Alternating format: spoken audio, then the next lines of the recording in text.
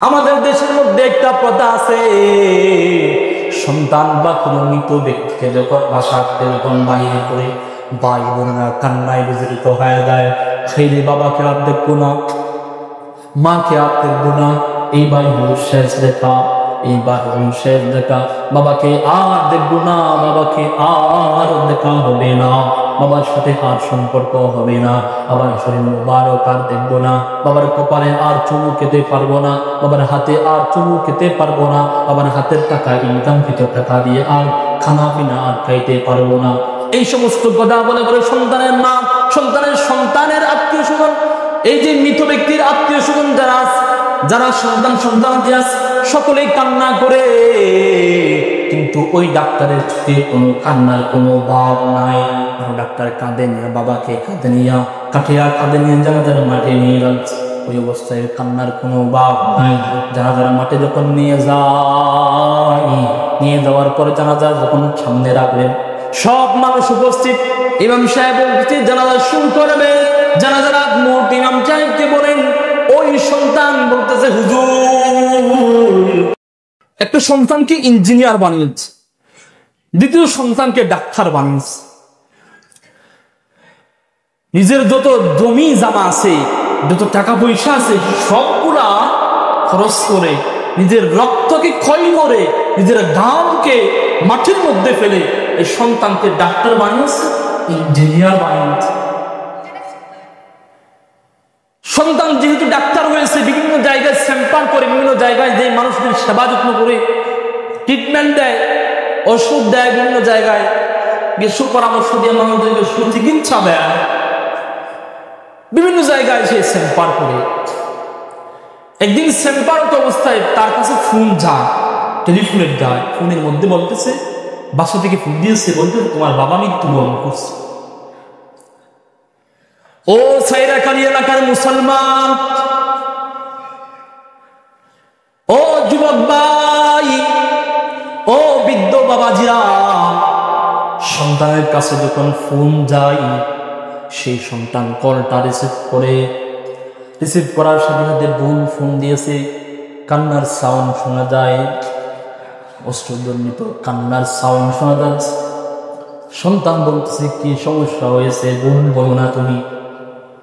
সন্তানকে বলতেছে, বাবা, ও ভাইয়া, আমার বাবা দুনিয়ার এই মায়া ত্যাগ করেছে, বাবা পরকাল জগতের মেহমান হয়ে গেছে, আমার বাবা এই দুনিয়ার মধ্যে নাই, আমার বাবা আর দুনিয়ায় নাই। ও ভাইয়া, আপনি স্যাম্পার শেষ করে বাসায় চলে আসেন। সন্তানের সাউন্ড যখন শুনি, সাথে সাথে কলটা রিসিভ করে কলটা কেটে দেয়া, মোবাইলটা রেখে স্যাম্পার শেষ করে বাসার দিকে রওনা হয়। বাসার দিকে আস্তে আস্তে বাসা পর্যন্ত যখন আসি, তার চোখের মধ্যে পানি নাই, কান্নার কোনো ভাবও নাই। একটা যে বাবা মারা গেছে, বাবার মারা যাওয়ার এই যে চিন্তা বেদনা, তার শরীরের মধ্যে সেই বেদনা দেখা যাচ্ছে না, তার জিসিমের মধ্যে সেই বেদনা নাই, তার চেহারার মধ্যে সেই বেদনা নাই।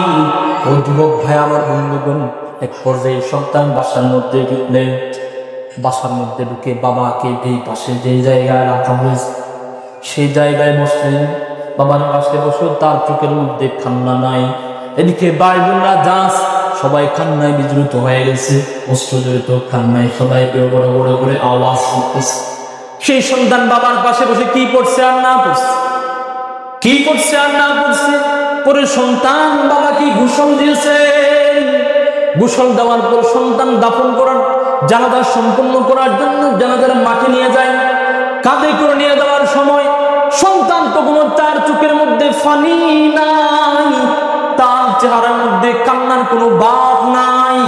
আমাদের দেশের মধ্যে একটা প্রথা আছে, সন্তান বা কোনো মৃত ব্যক্তিকে যখন বাসাতে যখন বাইরে করে ভাই বোনেরা কান্নায় বিজড়িত হয়ে যায়, সেই বাবাকে আর দেখবো না, মাকে আর দেখবো না, এইবার হল শেষ দেখা, এইবার হল শেষ দেখা, বাবাকে আর দেখবো না, বাবাকে আর দেখা হবে না, বাবার সাথে আর সম্পর্ক হবে না, বাবার শরীর মুবারক আর দেখবো না, বাবার কপালে আর চুমু খেতে পারবো না, বাবার হাতে আর চুমু খেতে পারবো না, বাবার হাতের টাকা ইনকামকৃত টাকা দিয়ে আর খানা পিনা আর খাইতে পারবো না।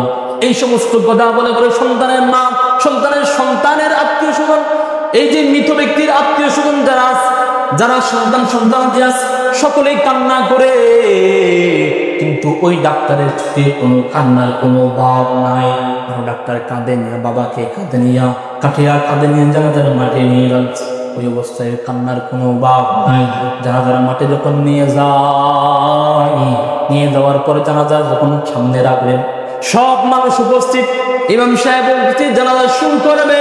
জানাজার আগ মুহূর্তে ইমাম সাহেবকে বলেন, ওই সন্তান বলতেছে, হুজুর আপনার কাছে একটা বিষয় অনুরোধ থাকবে। হুজুর আমার বাবাকে আমি একটু আরেকবার দেখতে চাই, বলে বাবার যে মাথার উপর যে বাঁধ আছে সেই বাঁধটা খুলে বাবার চেহারাটা তার চেহারার দিকে করে দেয়। সন্তান বাবার চেহারার দিকে তাকায়, বাবার দিকে দেখি অশ্রু জোরে কান্না করতেছে, চোখ দিয়ে পানি পায়ে গেছে, বড় আওয়াজে বিকট আওয়াজে কান্না করে। ও সাইরা কালী এলাকার মুসলমান ইমানদার, সন্তান অশ্রু জোরে কান্না করতেছে, এদিকে সকল বন্ধুরা দাঁড়িয়ে আছে, এদিকে জানাজার মাঠে যারা মানুষ উপস্থিত হয়েছে সবাই সন্তানের দিকে তাকিয়ে আছে। এক পর্যায়ে সন্তান কান্না বন্ধ করে এই যে মাথার উপর যে বাঁধ আছে ইমাম সাহেব পাটটা দিয়ে দেয়, জানাজা সম্পূর্ণ করে দিয়ে দেয়, এবং কাফন এই যে দাফন আছে দাফন সম্পূর্ণ করে দিয়ে দেয়। দাফন সম্পূর্ণ করে যখন বাসার দিকে যখন রওনা হচ্ছে, বন্ধুরা জিজ্ঞেস করতেছে, ও ডাক্তার সাহেব, দোস্ত তুমি আসার সময় তো তোমার চোখের মধ্যে কোনো কান্নার ভাব দেখলাম না, তোমার চেহারার মধ্যে কোনো বেদনা দেখলাম না, এবং কি তুমি আসার পর বাসায় ঢুকে তোমার বাবার পাশে বসলা, ওই সময় তো কান্নার কোনো ভাব দেখলাম না। আবার বাবাকে তুমি গোসল দিয়েছো, কাপন পরিয়েছো, কাপন পরে কাঁধে করে তুমি জানালার মাঠ পর্যন্ত নিয়ে আসলা, কিন্তু ওই সময়ে তোমার চোখের মধ্যে কান্নার কোনো ভাব দেখি নাই। এক পর্যায়ে তোমার আত্মীয় স্বজন যারা আছে, তোমার বোনেরা আছে, তোমার ভাইয়েরা আছে, সবাই কান্নায় বিজড়িত হয়েছে, কিন্তু তোমার চোখে তো কোনো কান্নার সাউন্ড দেখলাম না, কান্নার কোনো শব্দ দেখলাম না, তোমার মুখে বেদনার কোনো শব্দ, বেদনার কোনো চিহ্ন দেখলাম না। দুস্তাহবাবদা জিজ্ঞেস করে, এ ডাক্তার সাহেব, এ ভাইজান, এ দোস্ত তুমি কেন কান্না করেছ? হুজুরকে অনুরোধ করে তুমি তোমার বাবার যে মাথার যে বাঁধ আছে, বাঁধ করে চেহারা তোমার দিকে করে তুমি কেন কান্না করছো? কি বলেছো তোমার বাবাকে? সন্তান বলতেছে, আমি আমার বাবার চেহারাটা আমার দিকে করে আমি বাবার দিকে তাকে অস্ত্র জোরে বলতেছি, বাবা, ও বাবা, আপনার যত শ্রম আছে, আপনার যত গাম আছে, শরীরে যত গাম আছে, শরীরে যত রক্ত আছে, সমস্ত রক্ত মাংস সবকিছু ক্ষয় করে জায়গা জমি যত আছে সব বিক্রি করে বাবা আমাকে ডাক্তার বানিয়েছে। বাবা হাজারো শুকরিয়া বাবা, আল্লাহর কাছে হাজারো শুকরিয়া জানাই বাবা, তুমি আমাকে ডাক্তার বানিয়েছো। এলাকার মধ্যে বিভিন্ন জায়গায় গিয়ে স্যাম্পার করতেছি, বিভিন্ন জায়গায় গিয়ে মানব সেবায় নিয়োজিত হচ্ছি বাবা।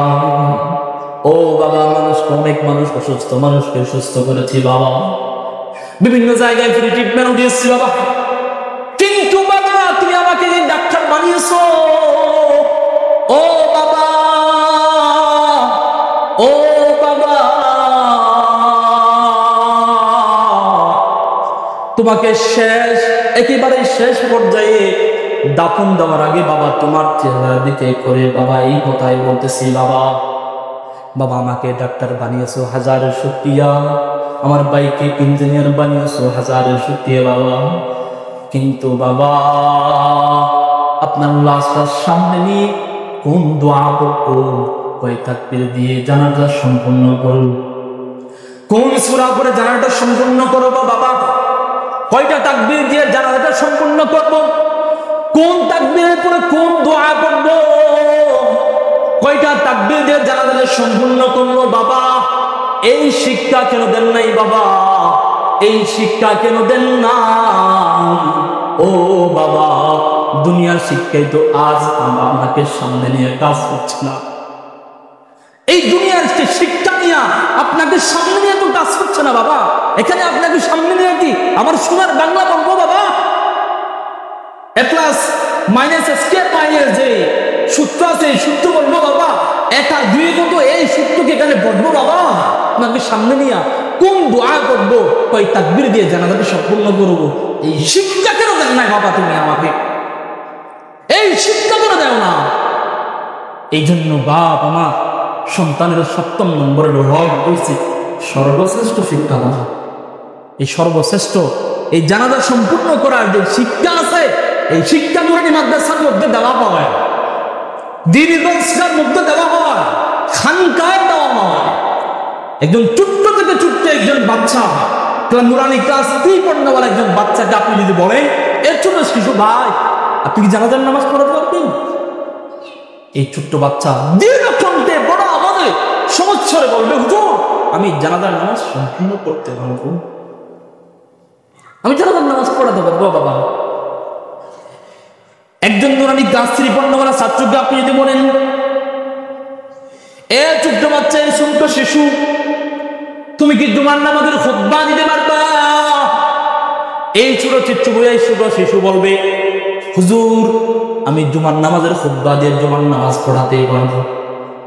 একজন ছোট বাচ্চাকে আপনি যদি বলেন, ক্লাস 3 পড়নেওয়ালা ছাত্রকে আপনি যদি বলেন, এই ছোট বাচ্চা, এই ছোট শিশু, তুমি কি তোমার বাবার তখন পড়াতে পারবা? এই ছোট বাচ্চা ভাবে, ইনশাআল্লাহ আমি কথা পড়াতে পারবো। এই ছোট বাচ্চাকে আপনি যদি জিজ্ঞেস করেন, এই ছোট বাচ্চা তুমি কি আল্লাহ তাআলার 99 নাম এক নিঃশ্বাসে এক দাঁড়ার মধ্যে বলে দিতে পারবা? ছোট বাচ্চা বলবে, হুজুর আমি এক দণ্ডায়মান অবস্থায় আল্লাহ তাআলার 99 নাম বলবো। একজন ছোট বাচ্চাকে আপনি যদি বলেন 40টা হাদিস আপনি মুখস্থ করতে পারবেন কিনা? ছোট বাচ্চা বলবে, ইয়া হুজুর আমি এক দণ্ডায়মান অবস্থায় 40টা হাদিস মুখস্থ করতে পারবো।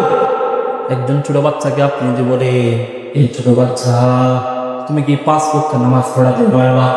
নুরানি ক্লাস 3 পড়নেওয়ালা ছোট ভাই বলবে, হুজুর আমি 5 ওয়াক্ত নামাজ ইমামে যেভাবে পড়াই শুনবে সেভাবে আমিও পড়াতে পারবো, আমিও পড়াতে পারবো। আজকের এই মাহফিল থেকে একটা কথাই বলতেছি, বা ও যুবক ভাই, ও সাইয়াকালী এলাকার মুসলমান, আপনাদেরকেই বলা যায় এই শিক্ষা এখানেই দেওয়া হয় কোন স্কুল ইউনিভার্সিটিতে। এই জানাজার নামাজ সম্পূর্ণ করার দোয়া, 5 ওয়াক্ত নামাজ পড়ার দোয়া, আল্লাহ তাআলার 99 নাম এবং কি 40টা হাদিস মুখস্থ, এই বিদ্যা কোন ইউনিভার্সিটিতে দেওয়া হয় না।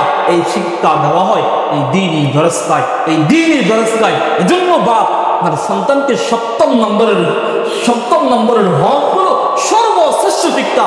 এই সর্বশ্রেষ্ঠ শিক্ষা যদি আপনি দিতে চান তাহলে আপনার সন্তানকে মাদ্রাসায় ভর্তি করান।